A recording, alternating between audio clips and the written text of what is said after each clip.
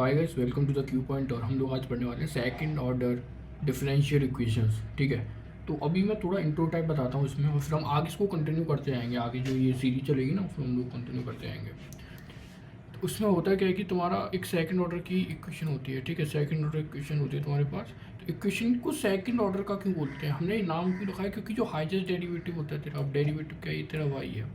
अब ये इसका फर्स्ट डेरिवेटिव होता है d y by D x, with respect to x हो गया ये, किसी भी वेरिएबल के रेस्पेक्ट में होता है। सेकंड डेरिवेटिव होता है d square Y by D x square.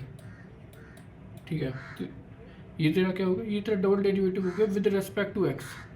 तो ऐसे होता है इसमें।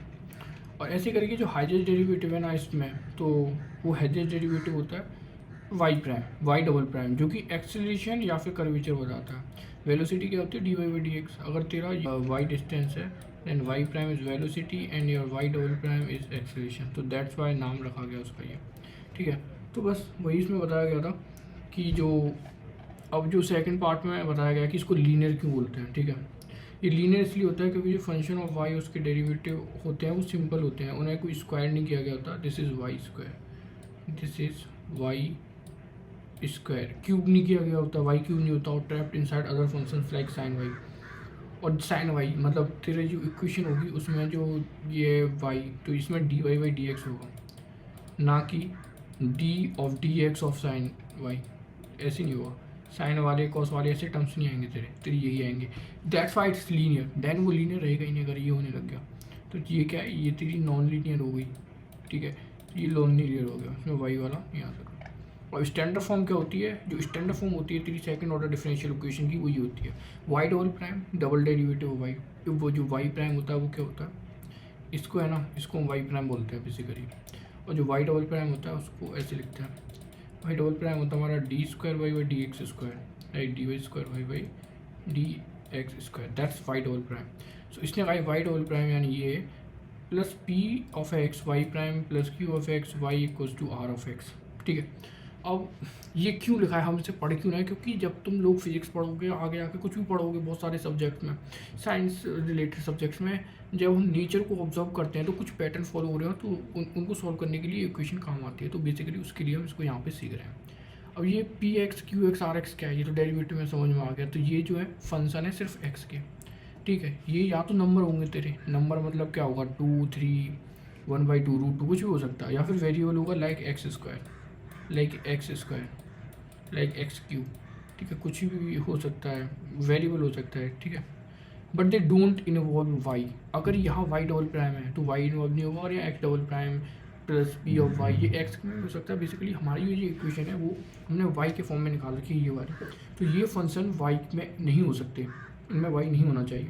बिकॉज हम इस इक्वेशन की स्टडी कर रहे हैं तो हम इसके सॉल्यूशंस निकालना सीखेंगे। अगर तुम्हारे इस इक्वेशन को फॉलो नहीं कर रहा है जो भी इक्वेशन है, तो फिर जो तुमने इसको पढ़ा है उससे मदद से तुम उसके सॉल्यूशन नहीं निकाल पाओगे। ठीक है, तो इसमें थर्ड पॉइंट में बताया गया कि होमोजीनियस क्या होता है और नॉन होमोजीनियस इक्वेशंस क्या होता है। हाँ, तो लेकिन ये बहुत इंपॉर्टेंट हो जाता है यहाँ पे हम लोग। ठीक है, समझ ही लेते हैं कि होमोजीनियस मतलब हो गया ये तेरी इक्वेशन है, और इसमें जो आर एक्स वाला टर्म है ना, अगर ये जीरो है तो होमोजीनियस है, अगर ये जीरो नहीं है तो ये नॉन होमोजीनियस है। ठीक है, तो इसका ऐसा कोई बहुत अच्छा रीज़न तो नहीं है। इसका जो रीज़न है वो थोड़ा सा कॉमन ही है कि जब ये जीरो होता है तो ये सारी इक्वेशन होती है वो वाई के फॉर्म में हो जाती है। वाई का ही तेरा डबल डेरिवेटिव, वाई का सिंगल डेरिवेटिव, फिर वाई का जीरो डेरिवेटिव है। तो ये एक होमोजीनियस का मतलब क्या होता है, होमोजीनियस का मतलब होता है तेरा यूनिफॉर्म। क्या होता है, होमोजीनियस का मतलब ही यूनिफॉर्म होता है, या फिर सेम, सेम यानी पूरा सेम हो, सिमिलर हो, यूनिफॉर्म हो। तो ये यूनिफॉर्म बन जाती है, पूरी इक्वेशन होती है, जब एक ही क्लास की इक्वेशन बन जाते हैं। That's why it is known as homogeneous if R X equals to zero and it's easy to solve also. Non homogeneous में R X is not zero and this ये function on the right side, ये तुम्हें दिख रहा है, ये right side में function होता है। तो इसको एक ऐसे कनेक्ट किया जाता है कि इनको मतलब फिजिक्स अगर तुम कनेक्ट करना चाहो ऐसे कर सकते हो कि this is an external force acting on the system in the non homogeneous. मतलब अगर आर एक्स जीरो नहीं है तो कैसे लेंगे, external force acting on the system. Homogeneous r x zero external force नहीं है। जैसे कि सिंपल है, ये इसने फोर्स पुशिंग इट का है। तो तुम्हारी एक कार है, ठीक है, तुम्हारी एक कार है, तो अगर ये अपने आप ही चल रही है, ठीक है, अगर ये अपने आप चल रही है तो इस पर जो फोर्स है वो उसका इंजन लगा रहा है। तो दैट्स अ होमोजीनियस। बट इस पर अगर कोई एक्सटर्नल फोर्स लगाना स्टार्ट कर दे तो इस पर दो फोर्स लग रही है, एक तो इसका इंजन भी लगा रहा है, कार का इंजन होता है, और एक बाहर से फोर्स लग रही है। सो नाउ इट्स एन क्या है, ये नॉन होमोजीनियस, क्योंकि ये बाहर वाली फोर्स है वो RX आ गई, ठीक है, वो अंदर वाली फोर्स है वो इंजन हो गया कार का। तो मैं इसे कनेक्ट कर सकते हो उससे। तो आगे बढ़ते हैं। एग्जिस्टेंस एंड यूनिकनेस, तो एक एग्जिस्टेंस और यूनिकनेस थ्योरम टाइप है इसकी। तो वो क्या कहता है कि तुम्हारी जो इक्वेशन है, और हाँ इसमें एक चीज़ और है, ये जो इक्वेशन है इसको हम 1 मान के चलेंगे, ठीक है, उसके हिसाब से आगे बातें होगी। तो जहाँ भी 1 लिख रहा है उसका मतलब है इस इक्वेशन को रेफर करना है। तो एग्जिस्टेंस यूनिकनेस थ्योरम है, उसमें बताया गया है कि ये तुम्हारी इक्वेशन है, इसमें PQR और ये PQR दोबारा लिख दिया। तो PQR are continuous on the interval, ठीक है, then for any initial data y of x not equals to 0 and y prime x not equals to y naught, there is a unique solution on this interval, ठीक है। तो हमारा interval कौन सा है यहाँ पे, तो हमारा जो इंटरवल है वो होता है हमारा A से B, ठीक है, मैं A से B इंटरवल ले रहा हूँ यहाँ पे। तो कोई भी है, तो ये कह रहा y ऑफ x नॉट, इसको ऐसे लिखा गया है y of x not is equals to y not, ठीक है, और ठीक है इसको ऐसे लिखा है, और ये y ऑफ इसका derivative equals to y of naught का derivative, then there is a unique solution on the interval a, b। तो a, b में यूनिक सॉल्यूशन होगा, ठीक है। और इसका एक्सप्लेनेशन भी दिया है कि ये थ्योरम ये कहती है कि इसका यूनिक सॉल्यूशन इसलिए होगा क्योंकि जो कर्व है a से b के अंदर की बात हो रही है, जो पास हो रहा है स्पेसिफिक पॉइंट से x नॉट y नॉट, किससे पास हो रहा है, x not y not point से पास हो रहा है विद स्पेसिफिक स्लोप, जिसका स्लोप है y not prime. In another word states that the solution of 1 can be uniquely determined if we know the value of y and its derivative at a single point in AB। अब ये क्या है, ठीक है, ये हो सकता है तुम कन्फ्यूज हो गए हो, मैं भी इसे सिंपल लैंग्वेज में बताता हूँ। ये बेसिकली ये कह रहा है कि एक ग्राफ बना ले कोई सा भी रैंडम, ठीक है, तूने कोई सा भी ग्राफ बना लिया, ऐसे एक फंक्शन का ग्राफ है। अब यहाँ पे पहले तो अपने इंटरवल को बना, क्योंकि हम पूरे फंक्शन की बात नहीं कर रहे हैं यहाँ पे, ये तेरा इंटरवल है A, ये पॉइंट है B, तो ये फंक्शन के अंदर वाला है ना, अब इसकी बात मैं कर रहा हूँ।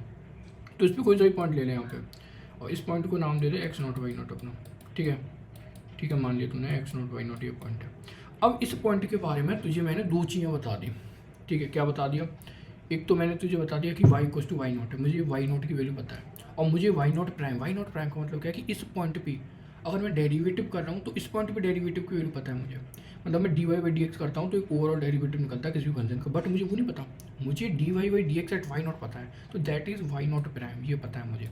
तो अगर मुझे दो चीज़ें पता है, मतलब मुझे एक पॉइंट पता है, ठीक है, मुझे एक पॉइंट पता है, उसका डेरिवेटिव पता है, तो हैंस मैं फंक्शन गैस कर सकता हूँ, एक यूनिक फंक्शन निकाल सकता हूँ, जो कि हम निकालते थे, तो हमने पहले भी निकाला होगा अपनी क्लासेस में।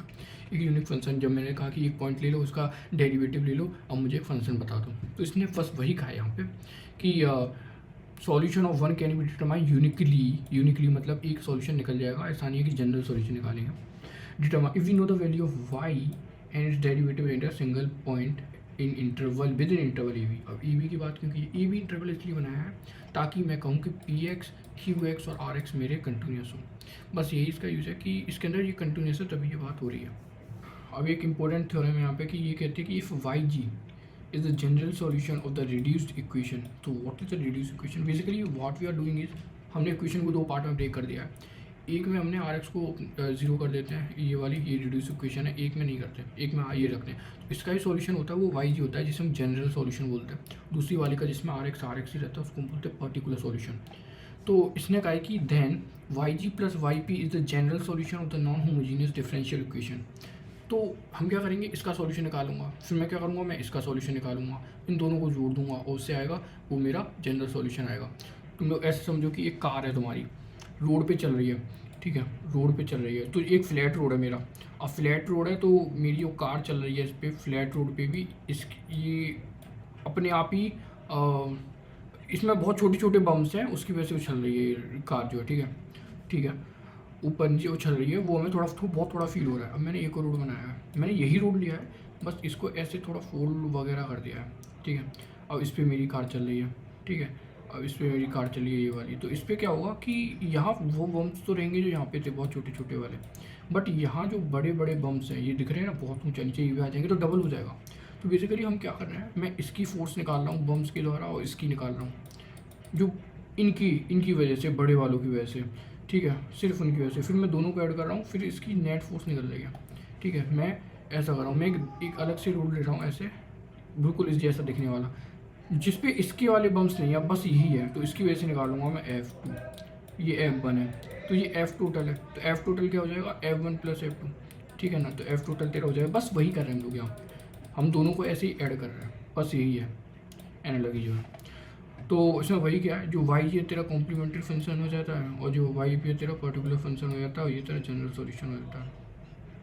ये जनरल सॉल्यूशन था, ये वाई जी इस इक्वेशन का था, और ये इसका पर्टिकुलर सॉल्यूशन है ना, समझ में आ गया ना। तो तुम एग्जांपल करोगे ना और इजीली अंडरस्टैंड हो जाएगा इसका। यहाँ लिख रहा है कि ये सुपरपोजिशन प्रिंसिपल में कि y1 y2 are any two solution of the homogeneous differential equation, we are not talking about the whole equation, we are talking about the homogeneous वाली इक्वेशन। तो होमोजीनियस वाली में जो आर एक्स है वो हमारा जीरो होता है, ठीक है। तो यहाँ पे जो आर एक्स है, ये आर एक्स नहीं आएगा, यहाँ पे ये जीरो हो जाएगा। ओके ठीक है, तो अब ना आगे बढ़ते हैं। अगर ये जीरो है तो ये तेरी क्या है, ये तेरी होमोजीनियस है ये वाली इक्वेशन। तो मैं कह रहा हूँ कि इसका तूने दो सॉल्यूशन निकाल लिए, सॉल्व करा तूने इसको, सॉल्व कैसे करते हैं वो कैसे वो बाद में बताते हैं, कि इसने तूने दो सॉल्यूशन निकाले हैं y1x प्लस y2x, ठीक है। तो देन तूने उसका लीनियर कॉम्बिनेशन ले लिया, मतलब मैं कह रहा हूँ कि तूने C1 y1x plus C2 y x करके उसका एक कॉम्बिनेशन लिया ऐसे करके ऐसे।